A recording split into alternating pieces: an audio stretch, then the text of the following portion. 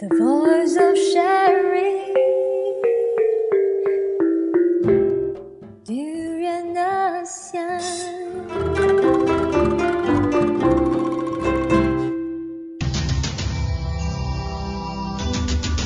ASEAN Breakfast Call. First and foremost news from Southeast Asia. Hi, good morning. You're with Gowri today. Good morning, this is Grace. And you're listening to DurianASEAN.com for our ASEAN Breakfast Call news commentary. How are you, Gowri? I'm doing very good, Grace. How are you? I am really good this morning. And how has your day been so far? My day has just started. Mm-hmm. Well, but so far, it's better than ever because today is Friday. It is Friday. It's the last day of the week and the day that Exactly. everyone is looking forward to. Exactly, and tomorrow's a weekend. I can't wait to look forward to spend my own time tomorrow with my friends and then my peers. And I had a very early night last night. For some reason, I just slept off at 9, which never happens. So But sometimes it's necessary. Maybe your body was like, please, I think please. so. Yeah, it's like I just cannot do this anymore. I just want to sleep. So starting out, we have a little bit of football update. The Champions League have been happening for the last week, and a lot of the best thing about Champions League is it's an inter-league competition. So you have people from the German league, going against the Spanish teams, going against the English teams, Turkish teams, French teams. It's very international, and this is the only time when you see all the teams coming together and you really see where their strength lies. And also you mentioned that there were a lot of team members transferring one to the other. So this is something I will say different from the last league that you watched. It is very interesting this season. So just to give a little highlight on some of the important scores. Of course, one of the most important one was Dortmund beating Arsenal 2-0, which a lot of people didn't see coming because Arsenal is supposed to have a lot of good strikers. This season they have Alexis, who just went there from Barcelona, but they still failed to perform, and they lost 0-2 to Dortmund. And another one was Bayern Munich and Man City, where Bayern Munich won 1-0, which is shocking because Man City are the league champions of the EPL. So what are the matches that we have for next week, Grace? Maybe you want to tell us. For next week, which are on Tuesday and Wednesday, September 30th and October 1st. On Tuesday, we can expect to watch Man City and also Chelsea, and as well as Who is Man City going up against? Roma. Roma, okay. And then Chelsea is going against a Sporting CP, and Barcelona is going against the Paris SG. And PSG is actually another strong team, so that is another anticipated match for next week, I guess. And on the following day, which is on a Wednesday, 1st of October, we can expect to watch Liverpool, which is going against the FC Barcelona. And then one more, I will pick Real Madrid. Of Going course, against the Real Madrid. Yes. You have to mention Real Madrid when I'm sitting here. Yes, you are here. That's what I mentioned. You're paying attention, Grace. That's very good. You're welcome. So apart from football aside, now we move on to the Pope being targeted by IS. So the Islamic State, ISIS, is actually reported to have an intent on killing the Pope. The Iraqi ambassador to the Holy See has warned the Vatican. It sounds quite scary and also quite tense at the same time. Habib al-Assad, who has been the ambassador since 2010, has advised that one of IS goals is to assassinate the pontiff, and they warned that the jihadists don't just threaten. Right, and like you said, it is very scary because we know that the ISIS have been trying so hard to go for this Islamic State, and they have been trying to eradicate the Christians along the way because they think that is the way to do it, to go about creating an Islamic State. And of course, it is very shocking, but at the same time, it's not too surprising that they're targeting the Pope because he is the head of all the Christians around the world, and everyone's looking up to him. So he is like the pillar of Christianity. So if you take him down, it's much easier for them to actually go ahead and create this Islamic State. But of course, that doesn't mean that we're supporting that decision.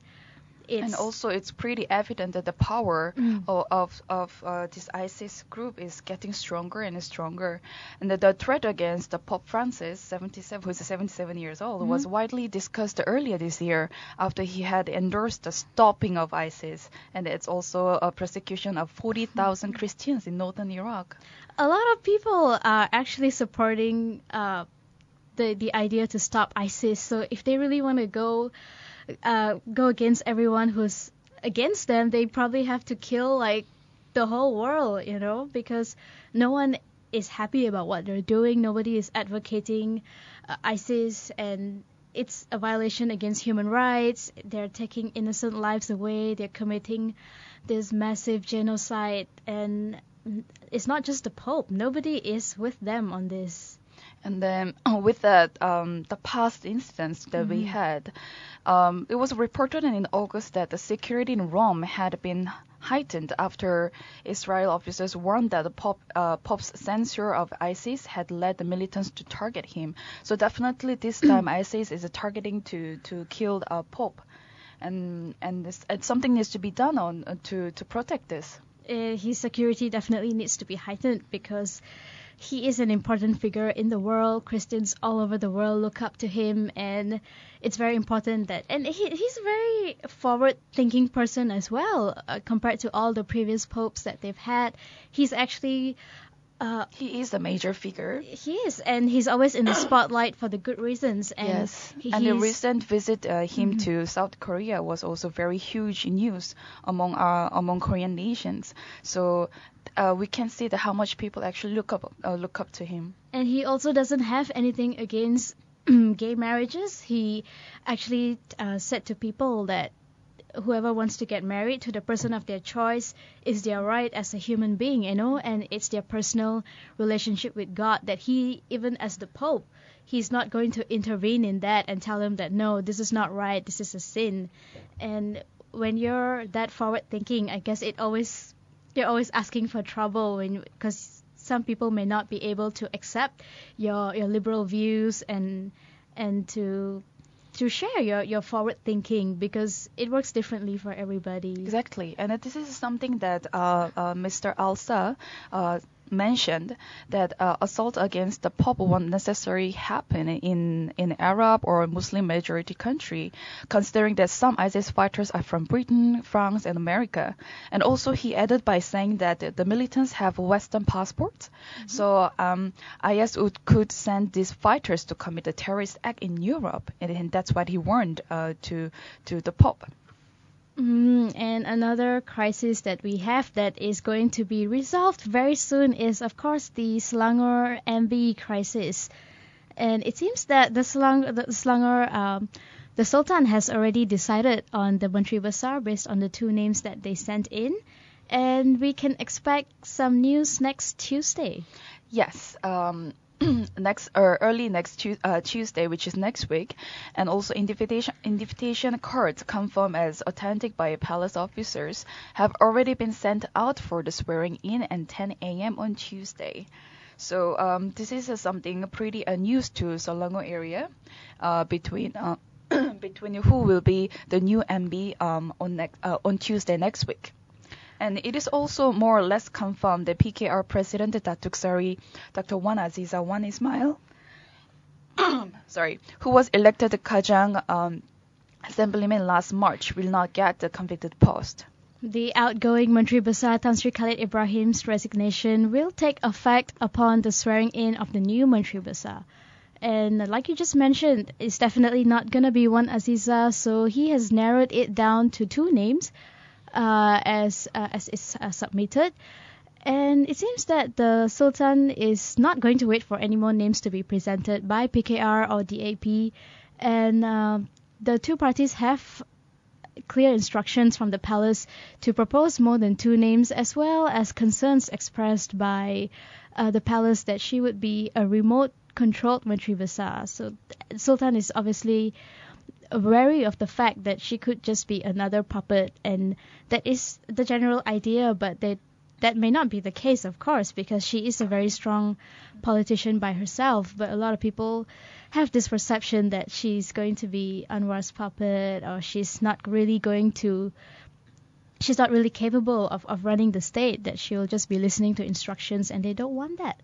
And then again, like a lot of people still to think about when it comes to female leader in the important positions like the government running or the state running. So only on next week that we can actually expect to see what will exactly happen to Selangor MB. So it's all down to two of the candidates now. One is the PKR Deputy President Asmin Ali, and the other one would be past State Executive Councillor Iskandar Samad. And in addition to that, the second statement issued yesterday told off PKR advisor Datuk Seri Anwar Ibrahim for causing confusion with misinformation on the Palace Conventions in confirming a Menteri Besar. Also, the Sultan said, however, that he will not limit his selection to the candidates nominated by three parties after PKR and DAP refused his request for at least three nominees for his consideration. And moving on from that, another crisis that also is happening, but it's not happening here. It's happening a little bit far away in Scotland. Yeah, it's more than a crisis. It'll be a huge mark in history in Europe countries. So the poll has closed and the counting begins as the countries, the region Scotland waits to find out what will exactly happen to whether they will be independent or no. And this, like you said, has a huge impact not only for Scotland or UK, but in fact on the whole world.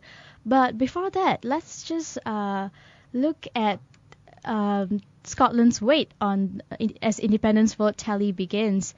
And the nationwide count began immediately after 32 regional centres across Scotland casted their vote. And at Highland Hall outside of Edinburgh, where the final result will be announced sometime after 1 a.m. on Friday, vote counters at dozens of tables sorted through paper ballots and watched keenly by monitors from the yes and no camps. The first numbers were actually released early Friday, were total for two regions, which is 84% and 89%, suggesting that the number of voters could hit a record high. Yeah, so the reason that the result will be announced around 7 or 8 a.m. on the Friday is the reason is Scottish declaration it was in the 2010 and UK parliamentary election, and then the 2011 Scottish parliament election declaration were made at those similar times respectively. That's why it will be announced during breakfast time. There are a few possibilities if it's a yes. We can expect to questions like, will Queen Elizabeth II lose her crown to Scotland? Mm-hmm. Or what will happen to British nuclear submarines which are based in Scotland? And then the most important is what will happen to the currency from Scotland, whether they will have their own independence currency, or they will still continue to use pound. And how about the issues they're having, the North Sea oil revenues, and questions like will Scotland still be part of the European Union and NATO, and who stands the benefits from the independence? Yeah, sort of a lot of questions have raised. And if you look at the pictures here, there are a lot of people gathering outside the streets at Edinburgh polling station with placards saying yes and no. So there are it's like about 80% of them going for a yes, but there's also a small percentage saying no, we don't really want to go separately from England. And they also interviewed a few people here and asked them, what happens if it's a yes, like you mentioned earlier, what happens if it's a no? And there's one guy here who is by the name of David Clark, who said, I actually support the no side, but it's been a fascinating, worthwhile discussion about Scotland's future. And if it's a no, it's actually a win-win situation. If it's a yes, then we'll have to deal with the fact that it's a yes. But then again, other no supporters said that this noisy pro-independence campaign had divided the country. So they're actually saying that this the supporters of separating Scotland from England are actually the troublemakers in the country, causing chaos as opposed to fueling the nation towards a more forward aspect. And definitely the tension between Britain and Scotland, it's been piling up for the longest history that we can say, and also they've been together as a nation for over 300 years. And another person who is also supporting this pro-independence is the famous tennis star Andy Murray, who signaled his support in a tweet, actually, and he has 2.7 million followers, and he tweeted that on Thursday.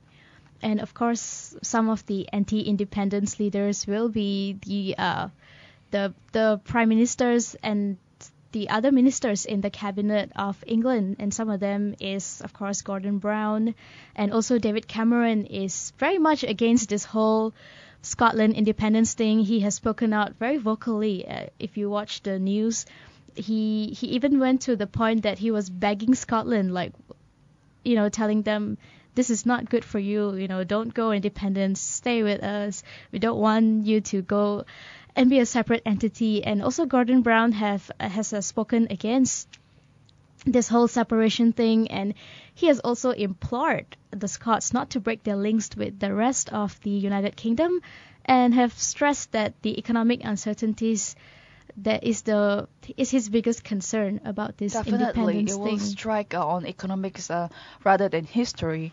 On the visit to Scotland in February a couple of years ago, 2012, David Cameron made a token reference to 300 years of partnership and also defended the union largely on the grounds that it provides the value for money. And he said today Scotland has a currency which takes into account the needs of Scottish economy as well as the rest of the UK when setting interest rates. And also he added by saying that, and it can borrow at rates that are among the lowest in Europe. Well, let's just look at the economic impact that this could bring, because this is happening in Scotland, and a lot of people may think that this is between England and Scotland, and why are we reporting about this? How is this significant to us? But the fact is, it's very, very significant, because we have a very good, very strong relationship with the United Kingdom, and if Scotland leaves, that affects the whole geographical component of the United Kingdom in terms of population, in terms of human capital. And this will definitely have an impact on both their domestic and international business as well. And according to Edition CNN, when Scotland breaks away from United Kingdom, it could undermine London's standing as the international financial capital. Because we do know that it's a very, very huge country, but if Scotland leaves, it's really not that big anymore, and they may not have as so much. All the northern region of the part will be separated, and not only that, it will definitely affect the flag itself. It's a combination of a few regions altogether, and not only that, if Scotland becomes independent, it will actually encourage other regions to pursue independence as well. For example, like few regions like Catalonia, Basque, and the Tyrol, all those regions, they've been wanting to independent from their own to have their own territory and the regions itself. So it will definitely set an idea for those regions to be independent and that they have their own government itself. But the Scottish government argues that the country will actually be better off if they are independent from the United Kingdom. And this comes from his confidence, largely because, like you mentioned earlier, they have the North Sea oil, and they also have gas oil and found, gas. in the Scottish waters. So he's saying that we can, create a wealth fund. We can survive off this, and we can manage the energy industry better. We can invest to boost production. It's even similar, he compared Scotland that it's going to be similar to Norway if they actually split from United Kingdom. So we'll have to wait and see what happens in a few hours, I think, when the results are out. Yeah, definitely. What you mentioned before was after it is independent and separated from the UK, it'll become much smaller. The UK itself, Scotland comprises 1/3 of island mass and but has only 8% of the people.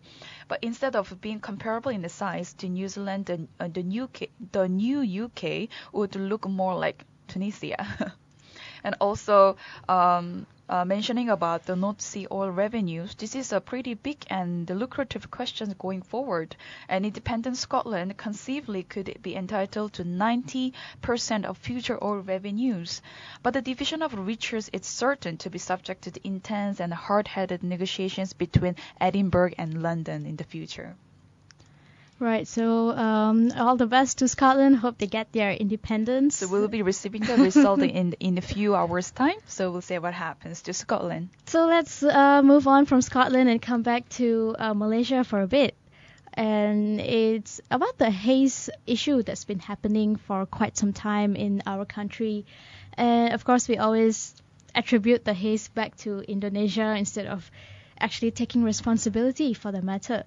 Because as much as yes, there is a lot of open burning happening in Sumatra, which is really, really close to where we are also responsible for it because there's also a lot of open burning happening here. There's a lot of factories releasing their harmful gases. And talking about the responsibility, it's not only what's happening here.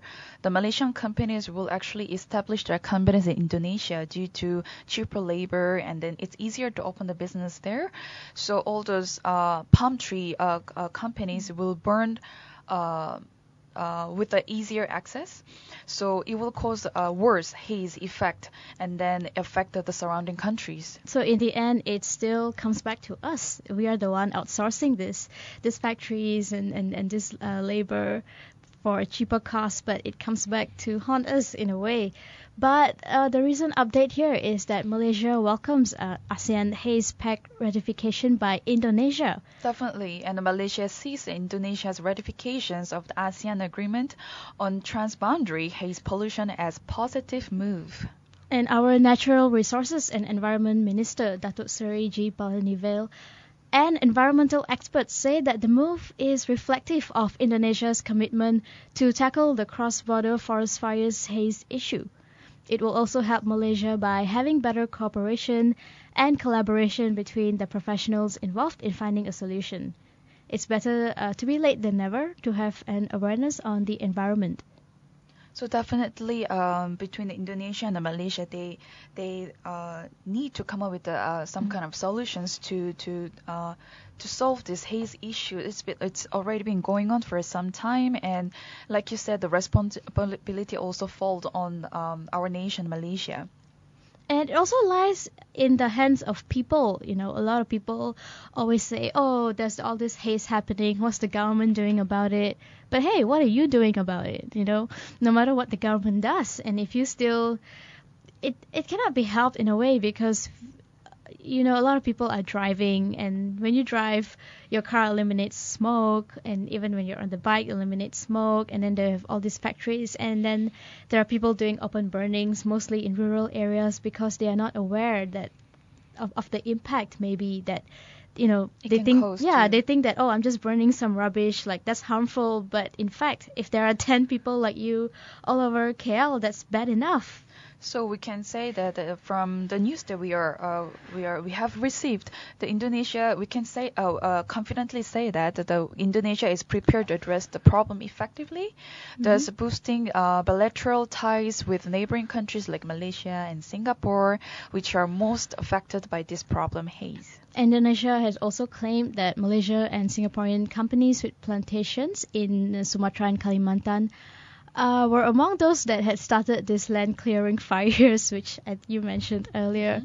And we have a lecturer from University Kebangsaan Malaysia who said this agreement would definitely help to reduce air pollution caused by biomass burning during the southwest monsoon between June and September every year. So hopefully this brings a positive impact to all the countries around here, not just Malaysia, Indonesia, but also Singapore, which is usually affected by the haze as well, and also maybe Thailand. So hopefully all of us can come together and if not put a stop, at least curb this problem. So, like you said, hopefully we can see the less haze and also come up with a better solution to go to solve this problem in the future. Sooner the better. And yes, we all need cleaner air. Right. For sure, yes. So yeah, I think that's all the time that we have for this morning. That will be all for our news commentary. We will be back in a bit for our Blast from the Grassroots. So this is Gowri. And this is Grace. And we are signing off and see you later.